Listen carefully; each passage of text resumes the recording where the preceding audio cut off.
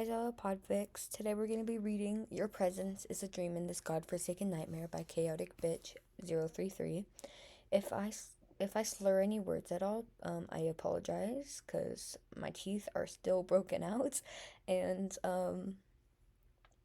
yeah, so sorry about that. Here's the summary. Izuku was chosen for his lack of a quirk. Aizawa was chosen for his quirk's usefulness as it pertained to the mission. Both were scanned and vetted meticulously, followed for a minimum of 1 month, Izuku, and a maximum of 3, Aizawa. It took much longer due to his pro-hero status. Kidnapped and subjected to experimentation, torture, and horrors beyond comprehension. Izuku and Aizawa only have each other. But left to the mercy of their captors, will their companionship be enough to break themselves out, or instead, lead them to break apart in the process? Chapter 1, Broken Crayons. Chapter Summary. Aizawa and Izuku meet for the first time in less than ideal circumstances. Trigger warnings, mentions of torture, descriptions of scars. To clarify, the timeline of the story doesn't line up with canon. The incident with the sludge villain, Bakugo's bullying, and meeting with All Might, minus one for all, occur when Izuku is 10 years old in this fic. Izuku was chosen for his lack of a quirk. Aizawa was chosen for his quirk's usefulness as it pertained to the mission. Both scanned and vetted meticulously. They were followed for a minimum of 1 month, Izuku, and a maximum of 3, Aizawa. It took much longer due to his pro-hero status. Izuku's capture was a simple thing. Not many would notice the disappearance of a quirkless child, let alone miss his presence or go looking for him. Izuku was taking on his way to school on a chilly February morning. His father had disappeared years ago, and his mother made it her life's purpose to ignore Izuku as much as possible while avoiding the notice of Child Protective Services. It took her 2 months to even notice he was gone. No missing persons report was filed. Aizawa was a much more complicated case. While he didn't have the popularity of an above-ground hero, he was a teacher at UA, and well known in the police force. He was a hard worker who never took vacations. The only sick days he's ever taken were when he was in a coma 2 years ago, and that only lasted 4 days. People would notice his absence and go looking for him. So they staged his death. An artificially made corpse, burnt to a crisp and therefore unrecognizable, was planted at the scene. His capture weapon, fireproof, in tatters around the fake body's neck. A few pulled teeth for DNA, and a clean sweep of all nearby security cameras, and Aizawa Shota was declared dead to the world. Taking him to the base proved more difficult than expected, even with his quirk erased due to the implanted microchip, lodged deep in the flesh of his neck, near his collarbone. He was skilled in combat and non-reliant on his quirk to win a fight. It took 4 men and a mild sedative to get him into his cell, but getting him there was just the beginning.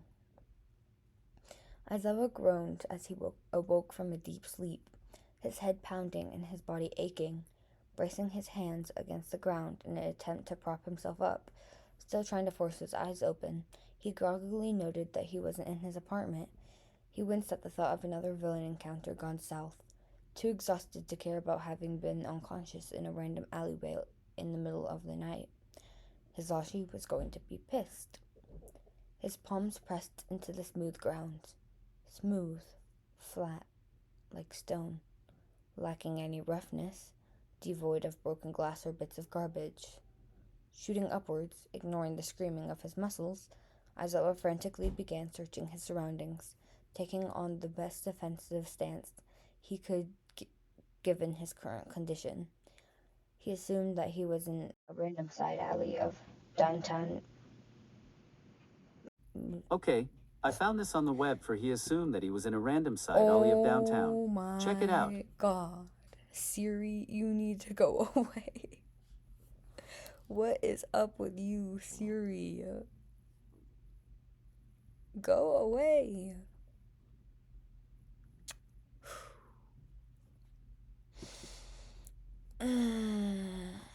Sorry about that.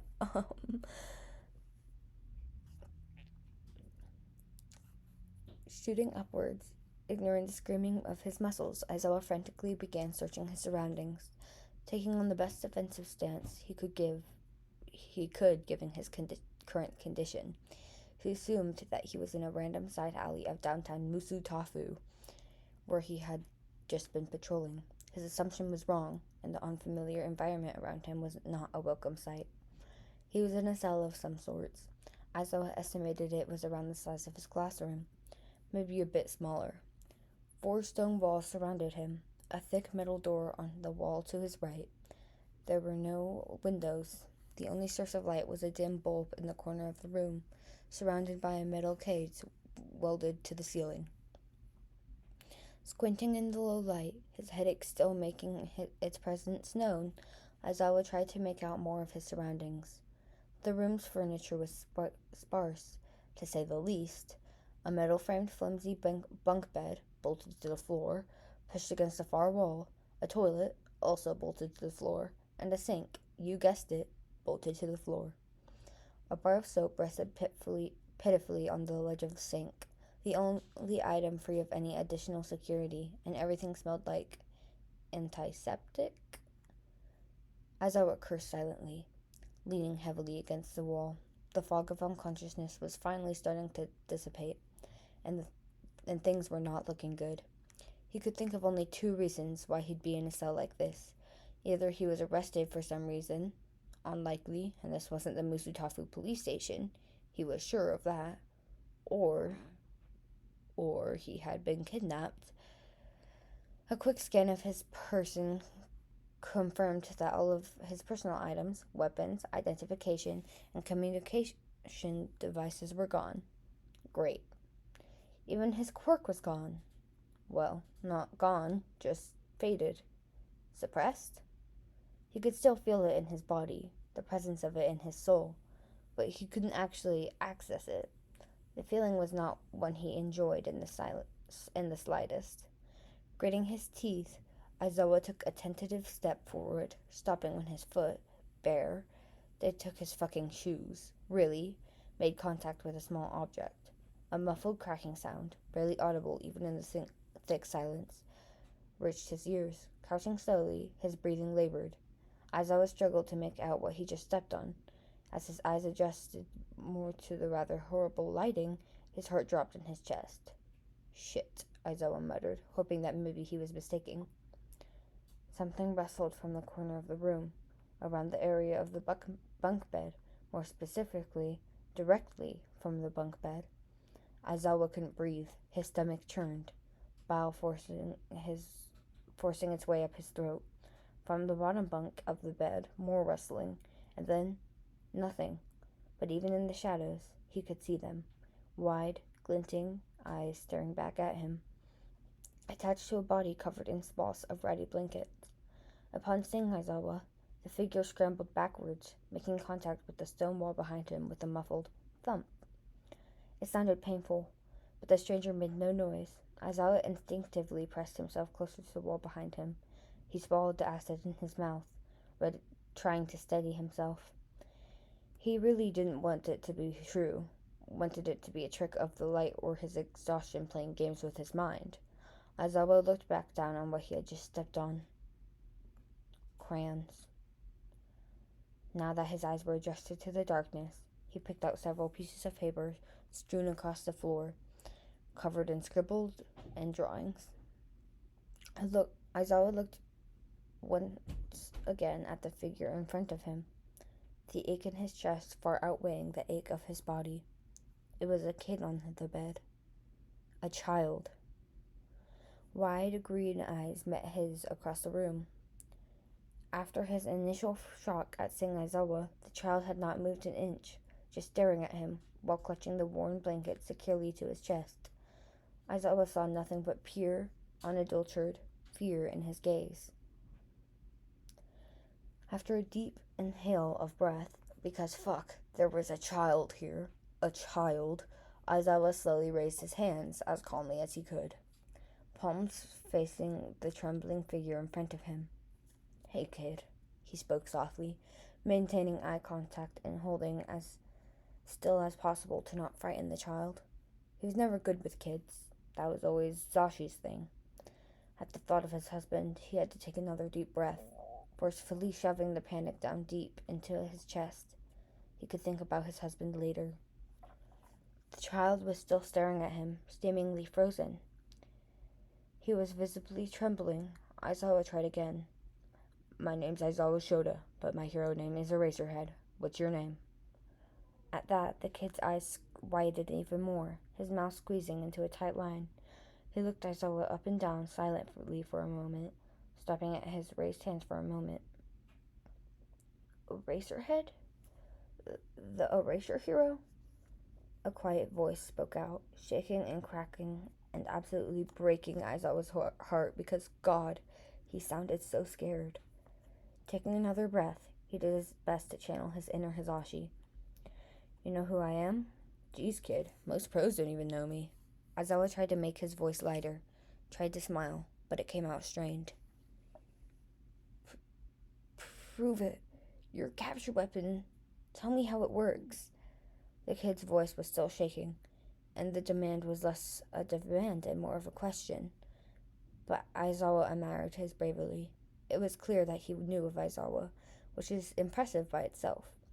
He wondered how the kid even ended up here, or where here was exactly.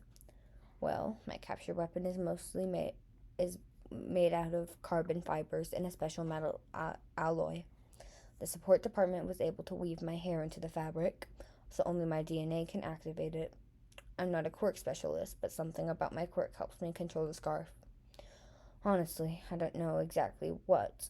Aizawa fell silent, knowing how half-assed that probably sounded. He never really looked into it. The scarf worked. And that's what mattered to him. He didn't ask too many questions, but he wanted to prove that he was the real Eraserhead, wanted to put the child at ease, if only a little. Before the kid could respond, Aizawa piped up again. I'm sorry. I don't know more about it. I'm not very scientifically inclined, but I can tell you other things, if you want. I'm an underground hero, and I work mainly at night, since I'm a teacher during the day. I have 3 cats, Cadaver, Bastard, and Sprinkles. I'd show you my hero license, but it looks like my wallet was taken when I was put here. All while Aizawa was nervously rambling, he didn't know how to talk to kids. Sue him. The child in front of him seemed to relax, suspicion being replaced with excitement, which was not something Aizawa was used to seeing when talking about himself, especially from a child. Said child was now jumping up and down on the bed excitedly, eyes lighting up in a way that absolutely did not make Aizawa's heart melt. So you really are Eraserhead? Mr. Eraserhead, you're one of my favorite heroes. Well, maybe even my favorite. The kid looked down at his hands, launching into a rant about Aizawa's fighting style that was scarily accurate, even including his regional martial arts influence. And your quirk is so useful in combat. Not that you're not skilled in hand-to-hand, but it's really cool. He took a second to breathe, continuing the moment. He got his breath back. Although when you use it, your hair floats. Is that a secondary latent quirk, or is your quirk really the interference of the magnetic field surrounding you and others, which would explain the hair floating in your capture weapon control as well as the disturbance in quirks, since most emitter-type quirks rely on the magnetic field to operate. Aizawa's mouth fell open as he went to respond, or try to at least. But the kid kept talking, unbothered. The longer he went on, the quieter he got, until his words were mumbled and his speech incoherent, speaking a language to himself that only he understood. Aizawa could make out a few words like goggles and hairband, but not much else. It was clear that the kid hadn't had anyone to talk to like this for a while. Listening as intently as he could, Aizawa shifted on his feet just a touch, his body still recovering from, well, he wasn't quite sure what. At the sound, the boy's excited rant was cut off abruptly, his head snapping upwards. He backed up further into the bunk bed, eyes wide with fear. "I'm so sorry, Mr. Eraserhead. I didn't mean to," he whispered, flinching away from Aizawa as if he had been burned. His shoulders were trembling, and tears were forming in his eyes, but none fell down his cheeks. "Whoa. Hey, kid. It's okay. It's fine. There's nothing to be sorry for. You didn't do anything wrong. I promise." Aizawa managed to get out, trying to overcome his confusion at the sudden shift. Slowly starting to move toward the child with his hands still up. His arms were starting to hurt at this point. The kid eyed him approaching, silent sobs racking his small form. Aizawa was completely and utterly out of his element, but he wanted to comfort the kid. He was panicking slightly on the inside because, he made him cry, and he wasn't even trying to be scary. "Can I hug you?" Aizawa asked hesitantly, stopping a short distance before the shaking child, painfully aware of his incompetence when it came to calming children down. The young boy waited a second, once again scanning the pro hero up and down, looking for something Aizawa couldn't even begin to identify. Ever so slowly, he nodded, as carefully as he could. Aizawa gathered the kid in his arms, making sure to give him the space to push him away if he needed to. It was then that the child started crying in earnest. "I'm so sorry," he wept, trying to stifle his hiccups as he clutched onto Aizawa's shoulder. The pro hero just brought him closer in his arms, one arm holding the boy securely to his chest, while the other buried itself in tangled green curls, carding through the child's hair in an attempt to comfort the kid, whispering in abundance of, Hey, it's fine, it's okay, you're okay, and I'm right here." The child continued to cry, nestled in the crook of Aizawa's neck and shoulder, grabbing tightly to the man's shirt as if scared that he would leave him. After around 10 minutes of this, the kid's crying started to slow and his breathing began evening out. He had fallen asleep, still curled up in Aizawa's arms. With a sigh, Aizawa slowly and carefully picked the sleeping child up, setting him down gently on the bottom bunk of the bed in front of him. Pulling the ratty blankets over his small form, the kid shifted slightly, but didn't wake. Taking a few deep breaths, trying to make sense of everything, Aizawa took a moment to really look at the kid. He had been so concerned with calming him down, he hadn't really been paying attention to the child's features. He had dark bags under his eyes, stark against his pale skin. Greasy, tangled, forest green hair framed his face, long enough to touch his shoulders. Tear streaks were glistening on cheeks, still round with baby fat and covered in freckles. Brows furrowed and face scrunched even in his sleep. In the dim light, Aizawa could barely pick out several markings on the child's face and neck, all varying in size and color. Taking a closer look, Aizawa's breath caught in his throat. The kid was covered in scars. Some were white and starburst shapes, mapping the boy's collarbone and disappearing under his shirt, only to be found again on his exposed arms and hands clutching the blankets. They were obviously older than the rest, at least several months, a year or 2 at most. His fingers were oddly scarred, markings circling each one at the joints, wrapping entirely around the skin like a warped and twisted ring of scar tissue. The other markings were more recent, the skin still red and raised, not yet done healing. These were thinner, littering pretty much anywhere Aizawa could see. A few more were purple in color, signifying that they were in the earliest stages of scarring, not to mention all the bruises. The sight made Aizawa sick. Whoever had taken him had gotten to the kid first, and they had obviously been torturing him for months, maybe even years. His stomach churning and his head spinning, Aizawa returned to the side of the room he woke up in, sitting propped against the wall with both the bed, and the door in clear sight. He drew his knees close to his chest, elbows resting on them as he held up his head with his hands. He was exhausted. He was in pain. He couldn't use his quirk, and he had a sneaking suspicion it was related to the painful, immovable lump residing in the area near his collarbone. His gear was gone, as was his communicator and the tracking device. His slightly paranoid husband always had him wear. He ran his hands quickly through his hair, searching for the razors he kept there on occasion. Yeah, maybe he was a little paranoid too. But they were gone as well.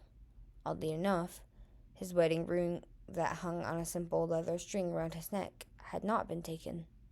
It was a small relief, at least. He couldn't use it as a weapon or anything, but it was comforting nonetheless. Aizawa took a second to think about his current situation. He had been taken hostage by an unknown entity. He didn't have his quirk to work with, no weapons, and no contact with the outside world. He couldn't even remember being taken. The last memory he could recall was walking down an alley after patrol and nothing. On top of all that, there was another hostage in the mix. A fucking child.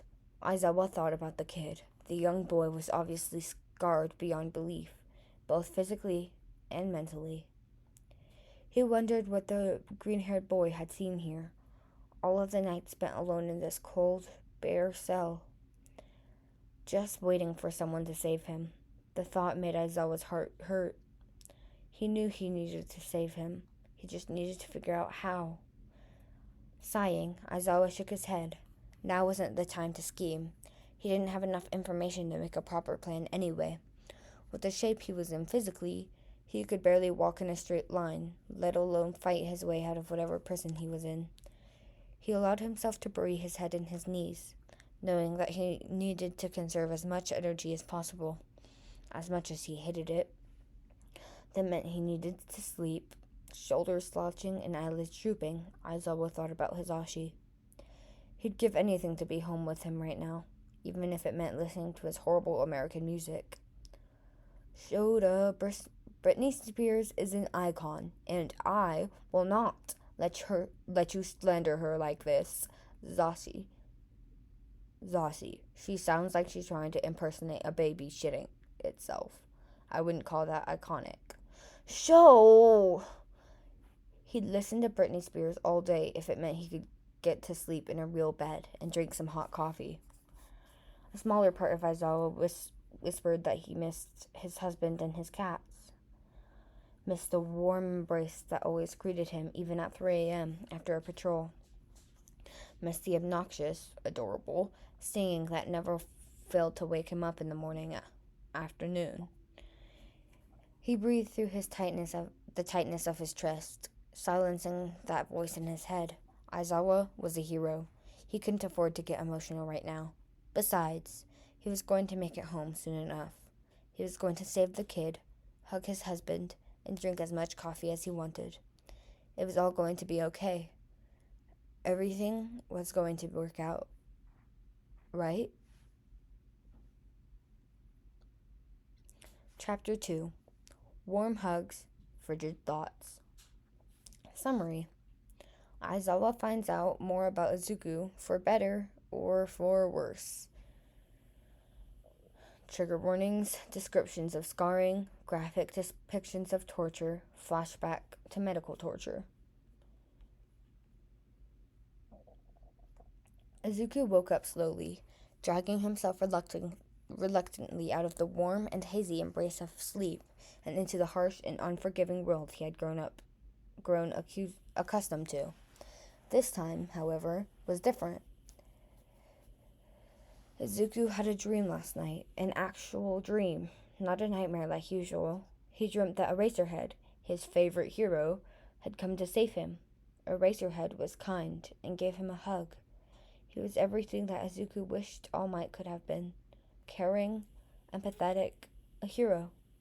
But he quickly pushed that into the back of his mind. Thinking about All Might and the last time they met only brought up bad memories. It was a good dream. He wished it could have lasted longer. Sitting up in his small bed, Izuku rubbed his eyes tiredly as he glanced over to where he first saw Eraserhead in his dream. He rubbed his eyes again, shaking his head aggressively. He had officially gone crazy, or he must still be dreaming because Eraserhead was there. The man was sitting propped against the wall with his knees pulled close to his chest, head resting in his arms, seemingly asleep. Scared to move in case it really was a dream, Izuku just looked at the underground hero. He couldn't see his face as it was tucked into his knees, but the man looked smaller than he thought, all curled into himself. His hair, long and dark, lay tangled around his shoulders, a little greasy. Izuku thought about last night. Maybe it was real. Eraserhead's hug was warm, and his eyes were gentle. He wanted it to be real. Every fiber of his being wanted it to be real. He took a deep breath and moved to get out of bed. The second he did, the hero's head snapped upwards, his eyes open and lined with dark bags. "Hey kid, sleep okay?" It wasn't a dream. Izuku was still processing that this was actually happening. Too shocked to speak, he nodded. Carefully, he sat down on the ground in front of Eraser, watching him closely. "I still never got your name. I was also hoping you could explain what's going on here. It seems like you've been here for a bit." Izuku cleared his throat, fidgeting with his hands. Eraserhead was his favorite hero, but the man's sharp and searching gaze was intimidating, to say the least. But he was going to try his best to explain what he could. My name is Midoriya Izuku, Mr. Eraserhead, sir. I'd prefer if you call me Izuku, though." A dark look passed over his face, passing quickly. Izuku tried to collect himself. This information was important, especially for Eraserhead. He took a deep breath, fighting off the waver in his voice. "On February 8th, on my way to school, I was kidnapped. They, took me here." As he continued, his voice grew steadier, but he couldn't quite meet Eraserhead's eyes. "This is a research facility, from what I've gathered. They're researching the origin of quirks and how to erase them permanently. You and I were targeted specifically. It, makes sense, given your quirk is erasure." Izuku gave Eraserhead a moment to take all of that in, his eyes on his hands, picking at his fingernails.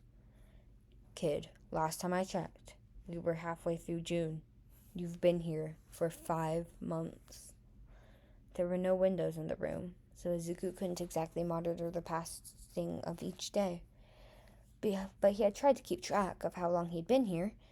His calculations were a week off, although it had felt like years already. I guess so." Eraserhead looked at him with sad eyes. Izuku looked away, and the room fell silent until Eraserhead spoke next. "So, they're looking to research quirk erasure. I understand why they would take me, but why you? You're what, 7, 8? Izuku could feel his cheeks flushing. "What? No, I'm 10. The second he said it, he realized that it didn't sound much better than being 7 years old.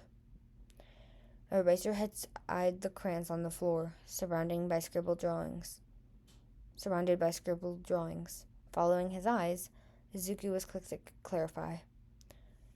They wouldn't give me actual pencils, so they give me crayons. I analyzed everything I could and wrote it down in my own code, so they wouldn't know what I was writing about," he said, pulling his knees close to his chest.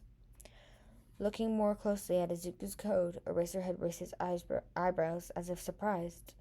No one had ever really looked at his code before. Izuku found it incredibly embarrassing that the first person to do so was literally his favorite hero. Okay, so 10. Why would they kidnap a 10-year-old? And that was the question, wasn't it? Izuku opened his mouth to say something, anything, but nothing came out. He could make something up. He could tell Eraserhead that he didn't know why, or that he had a special quirk that did something. He picked at his nails more, trying to figure out what to say, trying to brace himself for Eraserhead's response. He needed to tell the truth. He knew that. But that didn't make the truth any easier to tell. I'm quirkless. I'm the perfect test subject. Eraserhead inhaled sharply through his nose. Izuku was sure that he knew how quirkless people were treated, especially now that over 80% of the world had quirks, 96% in Japan specifically. Underground heroes are the ones answering the most calls about shoes left abandoned on rooftops, after all. But a quirkless child was a rarity nowadays, and not one readily accepted by society, heroes included. The room was quiet again.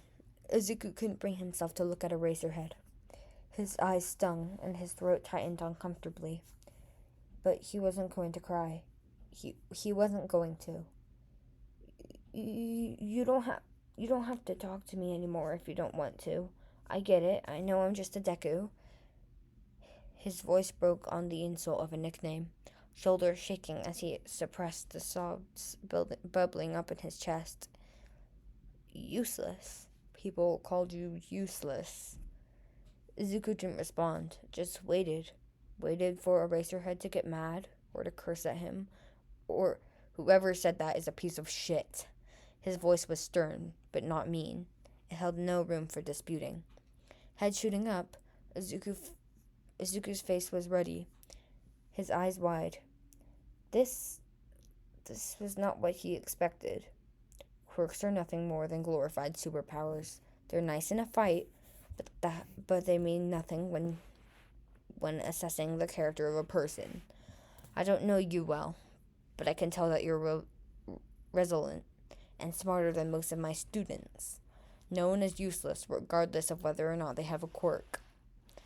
Izuku was speechless, to say the least.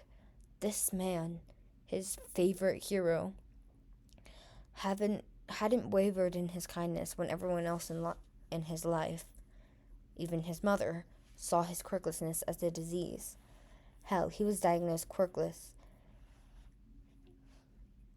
He spoke quietly, his stomach practically flipping in his body. Do you think someone could be a hero without a quirk? Eraserhead paused, clearly considering the question carefully. I don't see why not, he started slowly. Quirks are tools. I practically fight quirkless, since my quirk isn't combat-based. It would take a lot of work and resolve, but yes, you or someone else could become a hero without a quirk. It was then that Izuku broke down completely. It felt like his whole world was turning upside down in this cold and dark cell. It was almost comical, given the circumstances. After a few minutes, Izuku managed out a quiet "thank you" between sniffles. Eraserhead only nodded in acknowledgement, looking just a bit out of his element. Taking a deep breath, the hero began again. So, what exactly have they been doing here since they took you? He winced a little, before trying to rephrase. I'm sorry, I didn't mean to be insensitive. No, it's okay, Izuku assured him. They started with some tests, normal stuff, at first. Blood tests, a physical examination, all my measurements and stuff, but then, he had trailed off, trying to find the words. They experiment on me. His voice cracked, full of emotion and pain. It was one thing to experience it, but to have to tell someone else was just... You don't have to talk about it right now if you don't want to, Izuku. Izuku's head shot up, his eyes wide in surprise. Eraserhead's offer seemed sincere. A warmth bloomed in his chest, and he sat up straighter than before, shaking his head. important. You need to know. They started cutting me open, small incisions at first. They wanted to see if my body reacted differently to trauma than a quirked person's body, but they kept going. Izuku's voice shook, his small fist clenching against the blanket around his shoulders, tears returning as he unearthed memories he wished desperately to forget. The man who does it, they call him Doctor. Izuku shuddered. He has a quirk that can return someone's physical body to a previous state as long as he's seen it. At least that's what I think it is. It's incredibly painful and still leaves scars. He can't use it more than 3 times a day, sometimes less depending on how different the subject is compared to their transformed state. Taking a deep breath, he removes the blanket from his shoulders to show Eraserhead what he was talking about. Izuku knew it wasn't a pretty sight to say the least, so he didn't watch the hero's face as he took in Izuku's appearance. But Izuku wasn't done. He pointed to a large, jagged scar located on his right arm, circling his upper forearm in a band, the same type of scarring seen around his knuckles. Around a month and a half in, the doctor started cutting off limbs. Eraserhead was quiet for a moment, his eyes wide. Why would they do something like that? Well, from what I've gathered, it's for a few reasons. First, they wanted to compare physical anatomy and reactions between quirkless people and quirked people. Second, they're trying to understand how someone's quirk factor works with their biology. My body's the perfect control since I don't have a quirk. Third, Izuku paused, taking a shaky breath. They want to see if a person can forcibly gain a quirk, either by emotional trauma or physical. Izuku scrubbed his eyes, puffy and red from crying. He tried to think about anything else he could tell Eraserhead, any information that would be valuable to him. He thought of empty rooms, of tattered clothing, of crying voices, and then of silence. Izuku had theories, ideas of what his place was and what it took to get to this stage of experimentation, but they were just theories. Nothing concrete, nothing that would help Eraserhead. That's what he told himself, at least. If only to stop thinking about it. Hesitantly, Eraserhead stood up, slowly making his way to where Izuku was sitting, making sure to televise his every move. Izuku looked up at him, his brows furrowed. Mr. Eraserhead, you can call me Aizawa, kid, or Shota, whatever you're comfortable with. He stopped in front of Izuku, kneeling slightly so he could speak to the boy face to face. Eraserhead paused. Do you want a hug? Izuku's eyes widened, waiting only a second before nodding furiously and practically launching himself into the hero's outstretched arms. And the tears were back. Izuku soaked up every second of the gentle embrace. It was nice. The last time he was hugged like that he couldn't remember the last time he had been hugged like that, or hugged in general, besides the hero's hug from last night. He buried his face into Eraserhead's. Aizawa, Izuku reminded himself, but that felt weird, so he wasn't going to say Eraserhead in his mind. Shirt. Chasing the warmth it provided, running a comforting hand through his hair. Eraserhead sighed softly, whispering to him in a low voice, I'm sorry you had to go through that, especially alone. But you're not alone now. I'm going to do the best I can to get us both out of here safely. However possible, Izuku hugged his hero even harder. It had been a while since he had been spoken to like like he mattered. Choked up to the point of not being able to speak, he simply nodded against Eraserhead's chest. They stayed there like that for a while. Izuku obviously needed the physical contact, having been deprived of it far too long. But by the way Eraserhead held him, Izuku wondered if maybe, just maybe, the hero had needed the hug too. Before, Izuku was strapped to a table in the doctor's office. Leather bands bound his limbs to the cold metal, a band around his head for good measure. He'd been there for around 30 minutes. After being brought in and subdued, the doctor and his henchmen had left. The initial anxiety and adrenaline had worn off, but Izuku couldn't keep his heart from racing. The smell of antiseptic made him uneasy. Just being in the room made him uneasy. Nothing good had ever come from being in this room. But this time was different. He didn't know why, just that it was. The doctor had been paying more attention to him lately, spending less time in other parts of the facility. Slow, methodical footsteps echoed throughout the office. The doctor was coming. Izuku's heart was racing, pounding against his chest. He wanted to vomit, wanted to scream or cry or do something. The door swung open, revealing the tall and gangly form of the doctor. His short dark hair was slick with grease, his entire face obscured with a surgical mask and tinted goggles. All in all, a frightening sight made even more daunting by the lab coat hanging loosely around the man's frame, its edges splattered with a rust-colored substance one could only hope was ketchup. It was not ketchup. The man approached Izuku slowly, stopping to pull equipment out of a nearby compartment, setting various tools on a bedside cart, or chairside in this case. He pulled on a pair of latex gloves. Now, Izuku couldn't see what the doctor had pulled out, but if the resounding thunk as the tool was placed on the adjacent tray was any indication, it was much heavier than a simple scalpel.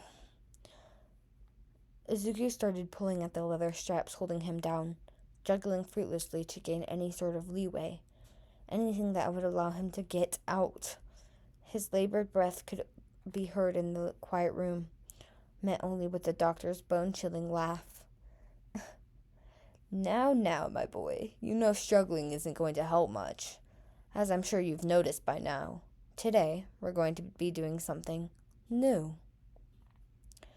Tears began forming in the corners of Izuku's eyes. His struggling became more and more desperate. Please don't. I'll do anything, please. Izuku's voice broke with a sob, his body trembling against the cold metal of the chair. He had tried so hard not to cry, had promised himself he wouldn't, but he couldn't contain his fear, his terror at the sight of the man, at the sound of his voice. My boy, the doctor continued with a sigh, fake pity clear in his tone. You say you'd do anything, but this would all be over if you just simply show us the quirk you're hiding from us. I swear, I'm not hiding a quirk. I don't have one. Izuku cried out desperately, back arching and body shaking as he tried fervently to escape from the chair, from the doctor, from everything. The doctor sighed again, this time much longer and more annoyed. He moved to pick something up from the side table. That's what you said last time, too, my boy. Now, if you'd cooperate, we wouldn't have to hurt you. We tried going easy on you in hopes that it would encourage quirk activation, but it seems we were too gentle. Maybe this will help. Izuku heard a click and a high-pitched mechanical roaring sound, almost like a drill. No, please don't. The roaring sound got louder. He could feel the soft wind of the tool against his face, could feel light pressure on his arm, on his skin. Nothing could have stopped the blood-wrenching scream that was torn out of Izuku's throat. It was pain, unlike anything he had ever experienced. He could feel his skin, his muscles being torn apart by whatever tool that was, cutting through sinew and flesh. And God, there was so much blood. Izuku's body felt hot and cold and tingly, and like every nerve in his body was on fire, like his arm was being torn off, because it was being torn off. He was sure of it. His clothes, his skin, his eyes, his mouth, all staining red as he screamed, voice raw but unable to stop. The pain became more bearable, just for a moment. The doctor had paused, and Izuku gasped in relief. Over. It was finally over. The whirring sound returned, louder than before. If Izuku were able to think coherently, he would have known why the sudden sensation made his teeth clench and his body spasm. Bile eating away at his throat and mouth as he choked on his own blood and vomit before his world turned black. He would have identified it as his body shutting down, while the bone of his arm was cut into somehow, probably with a bone saw. But it was too much, far too much for his young mind to comprehend, so he screamed and cried and blacked out. After he fell unconscious, the doctor had stopped sawing through Izuku's arm. When he woke up, the work continued. Izuku blacked out 3 more times because of the pain. Each time, the doctor stopped working, choosing to continue when Izuku was conscious. Eventually, Izuku was left with a bloody stump where his right arm once was. Once it was clear that the torture had not activated a hidden quirk, the doctor returned Izuku's body to the state it was in before the procedure, and Izuku had 2 arms again. A scar, and the feeling of unimaginable pain still remained.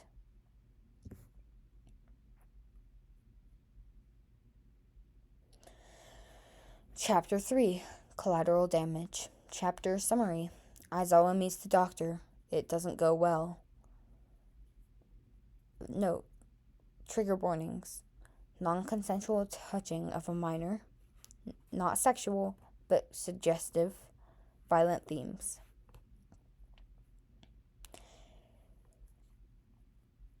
It was only a matter of time until Aizawa's first examination. Izuku had warned him, had told him explicitly how things usually went. He explained how the doctor had 3 guards. Izuku literally just called them guard number 1, number 2, and number 3, since he didn't know any of their names. They were all incredibly strong and tall, and that they didn't need to use their quirks to inflict pain. Right before an examination, one of the guards would collect Aizawa from the cell at some random hour of the day, take him to the doctor's office, and then, well, nothing good followed. He did his best to prepare himself for what was to come, running through scenario after scenario in his head, plotting out what he would do in each one.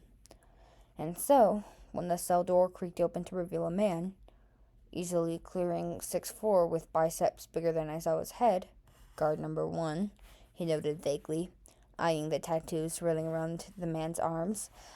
Aizawa played nice. He nodded at the kid, ignoring the guard's grip digging into his arm, and gracefully allowed himself to be dragged to a room he presumed to be the doctor's office, which he was promptly thrown into. The door shut and locked behind him. The room itself was mostly bare, with the only piece of furniture being a rusty-looking operation table pushed closer to the far wall. Aizawa was pointedly ignoring the heavy-duty leather straps at the head, arms, and legs of the table. Next to that was a section of built-in shelves with a little sink, but they were completely empty. As Aizawa was disappointed to find, the whole room smelled of antiseptic. Its dark white walls and equally stark tiled floors, illuminated brightly by the fluorescent hanging lights. For whatever reason, the ceiling was open, showcasing a variety of wires and pipes. It looked like the room had been repurposed hastily, with the ceiling left untouched. Aizawa looked around carefully. Out of all the scenarios he imagined, being left alone in an empty room wasn't one of them. An intimidation tactic, maybe? Or perhaps the doctor was running late for his torture appointment. From his minute of poking around, Aizawa couldn't find anything in the small room he could use as a weapon. The shelves were empty. The table was useless, and the doors were bolted shut from the outside. Izuku looked to the heavens in frustration. The ceiling was open. He didn't know how much time he had left before someone arrived, so Aizawa worked quickly, scanning the ceiling for anything he could break off. His eyes fell on a thin metal bar loosely attached to one of the fluorescent light strips, probably to keep the whole thing from swaying. It was too high to reach it on his own, but after a little maneuvering, jumping off of the operation table and swinging carefully from a nearby support rod, he was able to yank the bar free, only scraping his hands a little bit in the process. Flying to the floor and rolling swiftly, Aizawa hefted the bar in his hands, feeling how heavy it is.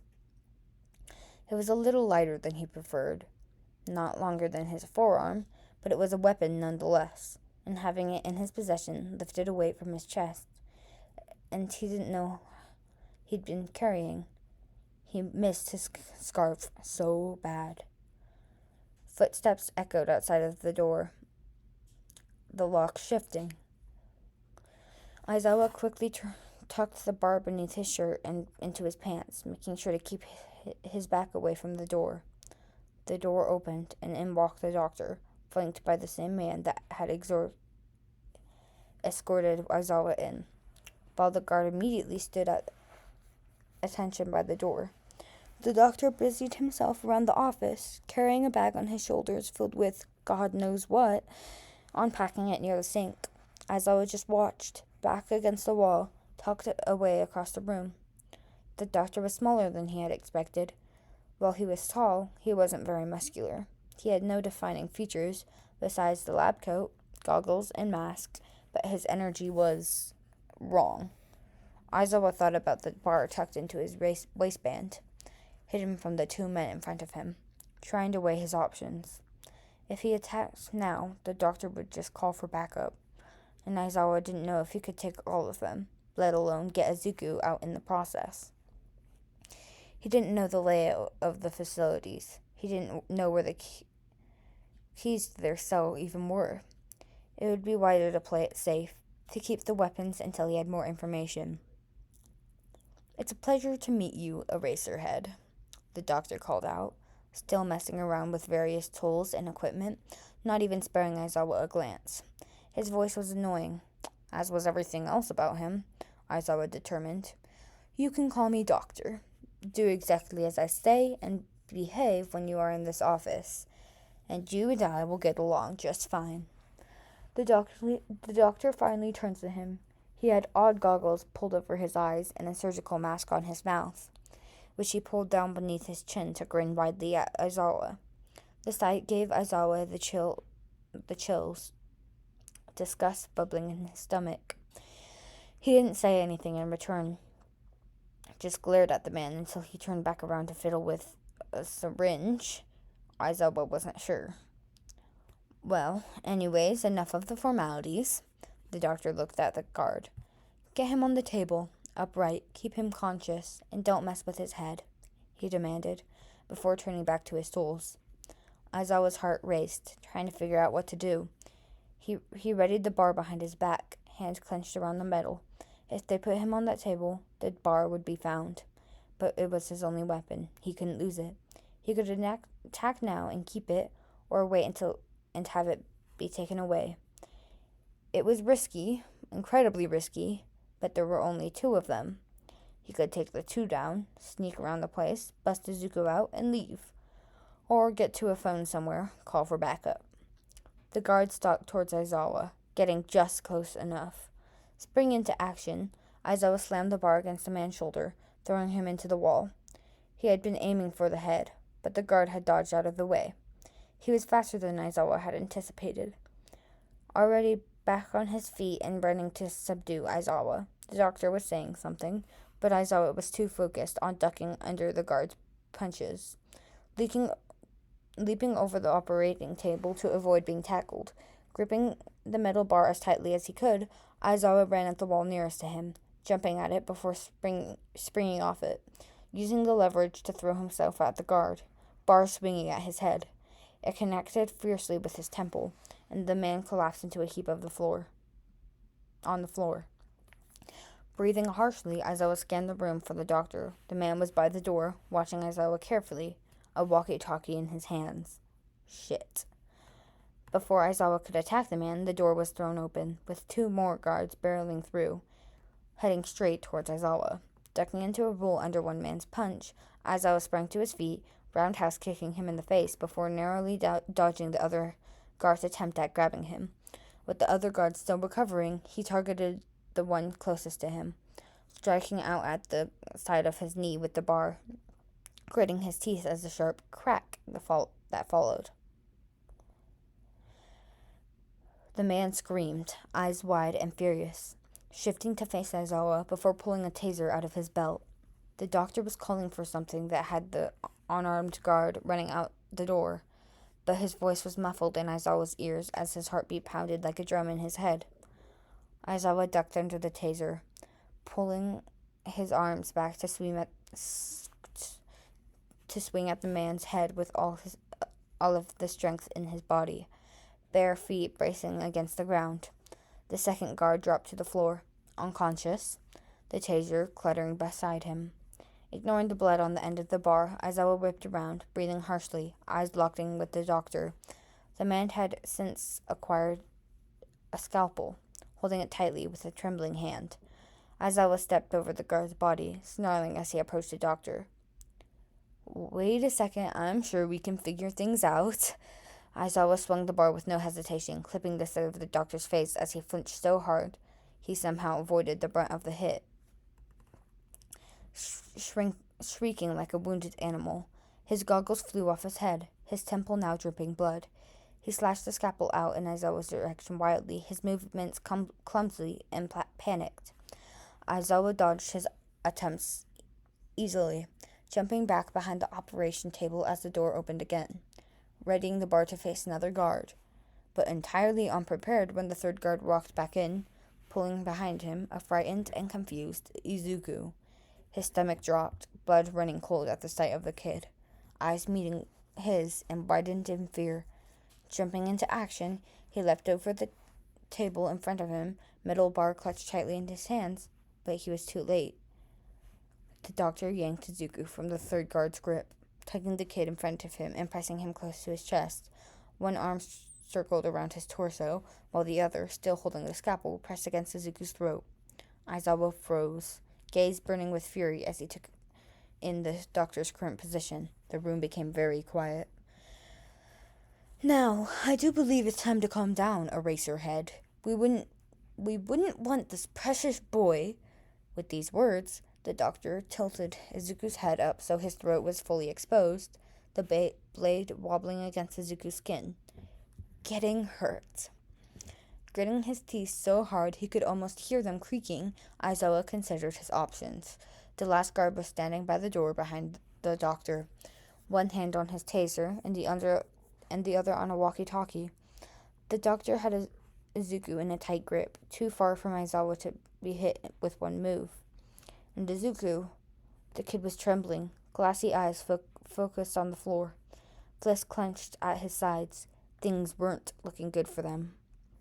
"Drop the pipe," the doctor demanded, voice injected with the confidence of a man confident that he has won. It made Aizawa twitch, imagining all the ways he could knock the bastard out. If he could throw the pipe to the side and ambush the doctor while he was distracted, maybe he could get Izuku out unscathed. But that damn fucker had the kid so close it was nearly impossible. Aizawa's scheming was cut short by the doctor. "I don't think you realize the situation you're in, Eraserhead," I said. The doctor put more pressure on the tip of the scalpel, the blade now cutting into Izuku's skin, eliciting a sound of discomfort from the small boy. Scarlet beads of blood slowly began their journey down Izuku's neck as the man continued. "Drop the pipe."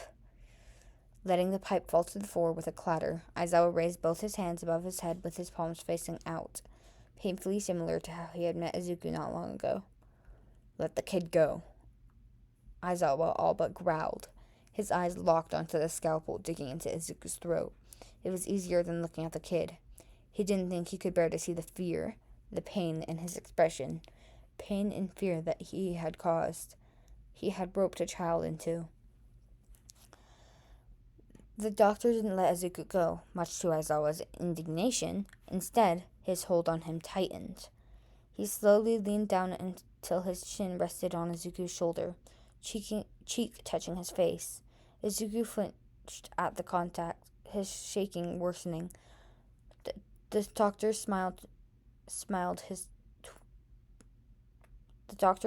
his twisted, ugly smile at the movement. Eyes locked with Aizawa. The man gradually turned his head to look at Izuku, chin still propped on his shoulder. Izuku's nose scrunched up in disgust, presumably at the smell of the man's breath. It would be such a shame if something bad happened to such a bright young boy.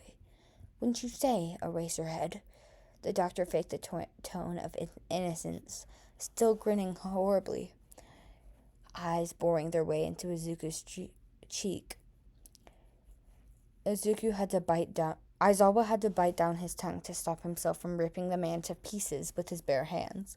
Let him the fuck go. He could feel his body burning beneath his skin, his body screaming at him to attack. He knew that if his quirk weren't suppressed, it would be activated, his hair flying and his eyes crimson. The only thing stopping him from beating the perverted sicko until he was unrecognizable was the scalpel, now stained red, pressed against Izuku's throat. The poor kid was crying. Tears streamed slowly down his throat as he audibly suppressed a sob. I want you to pick up the syringe on the counter to your left, the one with the green liquid in it. The doctor, choosing to ignore Aizawa's demand, drawled out. Aizawa hesitated, but the doctor's patience was wearing thinner by the second. His dark eyes met doctor's patience was wearing thinner by the second. His dark eyes met Aizawa's while his free hand reached up painfully, slow to gently stroke Izuku's cheek. The gesture was slow. To gently stroke Izuku's cheek, the gesture was met with a flinch, the hitching of Izuku's breath, unbearably loud in the quiet room. The doctor's smile only grew, eyes alight in sick enjoyment, still locked onto Aizawa's gaze. Aizawa clenched his fist so hard he drew blood in his rage, but he was a hero, and Izuku needed a hero. He picked up the syringe, trying, and failing, to stifle his anger. Now, inject yourself with it. If you think I'm going to... Aizawa was cut off by the doctor's next motion. Tilting his head slightly, the doctor reached out and with one tortuously slow movement, licked the streaming tears off of Izuku's cheek. Izuku immediately screwed his eyes shut, entire body freezing as he choked out a sob. Instinctively, Aizawa took a step forward, teeth bared and eyes wild. He was going to rip that man apart. The guard raised his taser, and Aizawa stopped moving. Izuku was crying. He looked so small. The doctor chuckled quietly against Izuku's cheek, moving his gaze leisurely to meet Aizawa's. He licked his lips provokingly, baring his teeth in the process. I don't recall asking, hero. And didn't that sting? Not as bad as the churning of his stomach, the horror eating away at his intestines, threatening to swallow him whole, but it was enough. His kid was suffering, taking deep breaths to stop himself from endangering Izuku further. Aizawa shoved his sleeve upward, positioning the syringe needle in the crook of his elbow. He looked up, this time at Izuku. The boy's eyes were filled with tears, swimming with fear and shame and disgust and so many other emotions that stole the breath from Aizawa's lungs. He could only nod at him, twitching the corners of his lips up slightly in what he hoped was more of a reassuring gesture than the grimace it felt like, before injecting the unknown serum into his arm. The room was deathly quiet in the moment that passed before Aizawa's body crumpled to the floor. Immediately, The doctor retracted the scalpel from its place against Izuku's neck, standing upright and shoving Izuku away with an annoyed sigh. Izuku raced to Aizawa's side, grabbing onto his shoulders and cradling his head in his arms, after quickly checking his pulse. Still steady, thank God, sobbing freely now. Izuku sat on the cold tiled floor, Aizawa's body pulled closer against him. With a broken voice, he cried out for his hero. Hooray, sir! God, Aizawa, please be okay. I can't do this without you, please. Distantly, he could hear the doctor say something like, take them away. But everything was muffled to Izuku. All that mattered to him was the man in front of him, the rising of his chest, the beating of his heart. He was shaking so much it was hard to hold on to Aizawa, but he managed. It was no surprise that he failed to notice the pinprick in the back of his neck, soon giving way to a familiar darkness. His body slumped over Aizawa's, hands still cradling his head loosely. The room was quiet once more.